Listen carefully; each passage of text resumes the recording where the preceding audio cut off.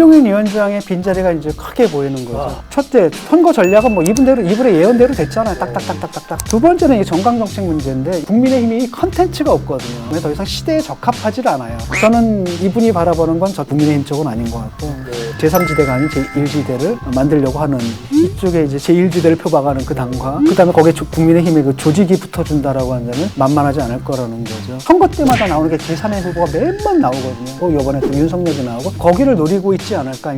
여러분 안녕하세요. 시사 끝장입니다. 저는 소종섭입니다. 4.7 재보궐선거 승리 이후에 국민의힘 제대로 가고 있는 것이냐 이런 비판이 점점 커져가는 것 같습니다. 바로 이른바 당권, 이 내부 권력 다툼 이런 쪽이 진행되면서 오히려 더 퇴행적으로 지금 가고 있는 것 아닌가 이런 비판이 언론에 계속 보도가 되고 있습니다. 진중권 전 동양대 교수 모시고 국민의힘을 중심으로 한 야권의 4.7 재보궐선거 이후의 흐름 어떻게 보고 계신지 얘기 나누겠습니다. 진 교수님, 국민의힘 전에 강연 갔을 때 뇌가 없다 이런 말씀 하셨는데 그때 말씀하셨던 부분이 그대로 유효한 거 아닌가 싶기도 하고 어쨌든 그렇죠? 어떻게 보고 계시는지요? 김종인 위원장의 빈자리가 이제 크게 보이는 거죠. 아하, 예. 사실 김종인 위원장이 이제 크게 두 가지거든요. 네. 하나는 또 누구나 다 알고 있는 거고 또 하나는 그다지 주목받지 못하는 부분이 있는데 네. 하나가 바로 뭐냐면은 선거 전략이에요. 선거 전략. 그러니까 전략적 사고를 할 줄 안다라는 거죠. 예. 그래서 광주를 가가지고 사과를 하고 두 대통령에 대해서 사과를 하고 그다음에 당에 이제 쇄신을 하고라고 해서 쉽게 말하면 그분이 그런 말씀하시잖아요. 어차피 야당은 여당의 실수를 먹고 사는 거다. 근데 문제는 뭐냐, 그 실수를 먹는데도 기본적인 최소한의 조건이 필요하다. 네. 그걸 갖춘 거예요. 그래서 요번에 야당이 거기에 따랐기 때문에 민주당을 떠난 중도층이 원래는 못 붙잖아요. 못 붙었는데 요번에 붙어버린 거거든요. 그것까지 한 게, 그것까지 전략적 사고한 게 이분이고, 그다음 이분이 광주를 찾아간 건 뭐냐면은 이 경상도당 가지고는 안 된다라는 거예요. 그래서 확장해서 전국 정당으로 나가야 된다는 길을 보여준 거란 말이죠. 그런 사고 방식들, 이런 것들이 지금 이제 사라져 버린 거고, 그런 전략적 판단을 할 수 있는 분이 지금 안 보여요.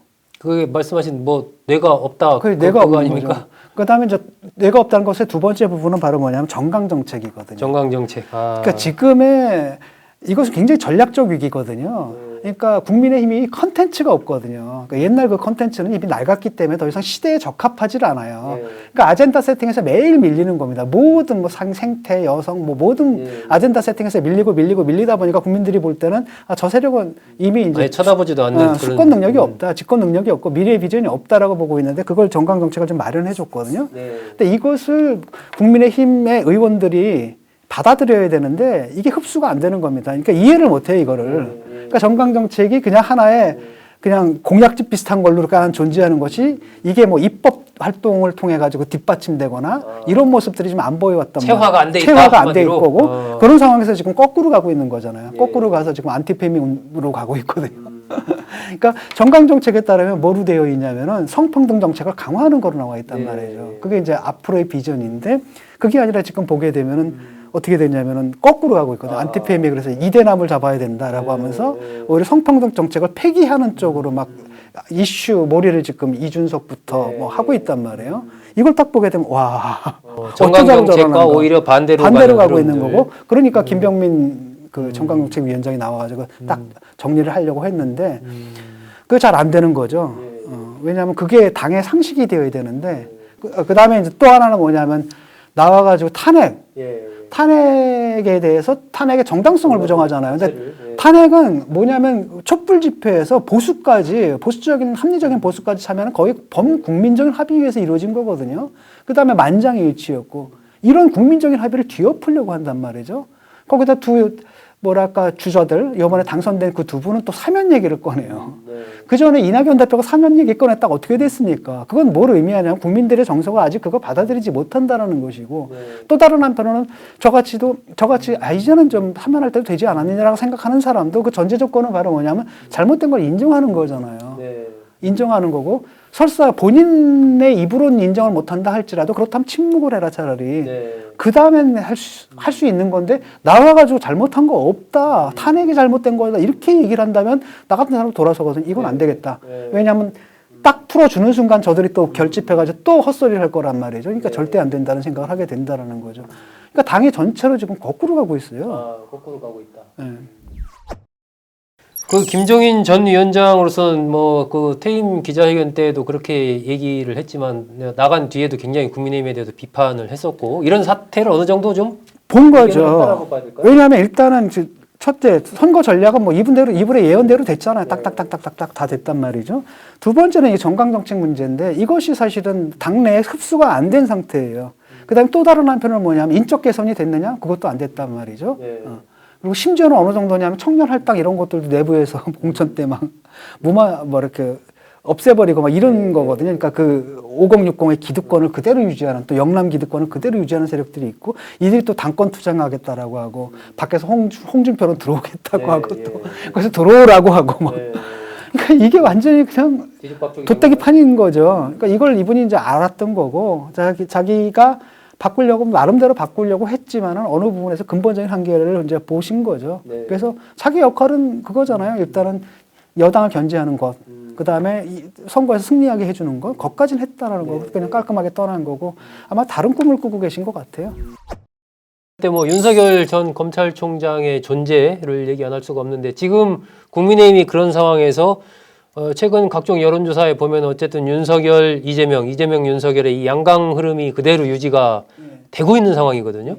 윤석열 전 총장 같은 경우는 야권에서 향후에 어떤 행보를 취할 걸로 보세요? 그러니까 뭐 아마 제3지대, 아니, 이른바 제3지대가 아니라 뭐 제1지대라고 하더라고요. 네. 뭐 거기를 노리고 있지 않을까 일종의 마크롱 모델로서 네. 그런 게 있겠고 사실은 한국 정치가 양당제잖아요. 예. 양당제에 폐해가 있는 거죠. 그 폐해를 아주 오래전부터 국민들은 알고 있는 거예요. 왜냐하면 선거 때마다 나오는 게 제3의 후보가 매번 나오거든요. 이인재가 나오고 그다음에 정몽준이 나오고 뭐 또 누가 나오고 안철수가 나오고 그다음에 반기문이 나오고 이번에 또 윤석열이 나오고 이건 바로 뭐냐면 국민들이 충족되지 않는 정치적 욕구가 있고 네. 그 정말 더 좋은 정치를 바라는 국민의 요구가 지금 이 제도 때문에 1987년 체제 때문에 실현되지 못하기 때문에 계속 나오는 거거든요. 네. 아마도 그런 욕망들을 계속 타고 가야 되지 여기서 국민의힘 들어가는 순간 그냥 끝이거든요. 그리고 아마 국민의힘 들어갈 분은 아마 김동연 씨가 아마 그 생각을 할 것 같아요. 아, 김동연 전 예. 부총리. 김동연 부총리 같은 경우에는 바깥에서 그런 카리스마는 없거든요.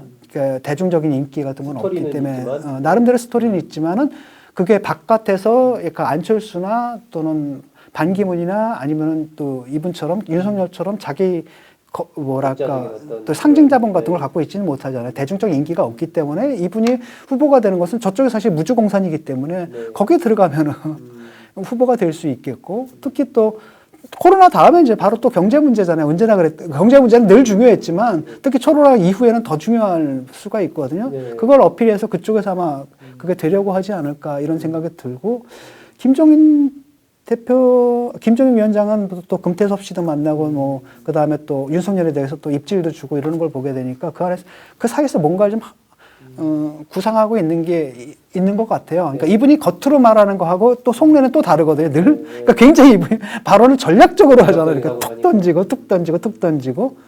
그랬을 때 저는 이분이 바라보는 건 저쪽은 아닌 것 같아요. 국민의힘 쪽은 아닌 것 같고 뭔가 이쪽에서 일종의 제3지대가 아닌 제1지대를 만들려고 하는 그런 계획이 있고 그게 마지막이 아닐까. 그 다음에 이제 본인의 욕망이 있다면 이건 대통령제 가지고는 안 된다. 뭐 내각제 개헌으로 가야겠다. 뭐 이런 식의 아젠다를 한번 던지는 이런 것까지 있지 않을까. 그 정도 생각하고 있습니다.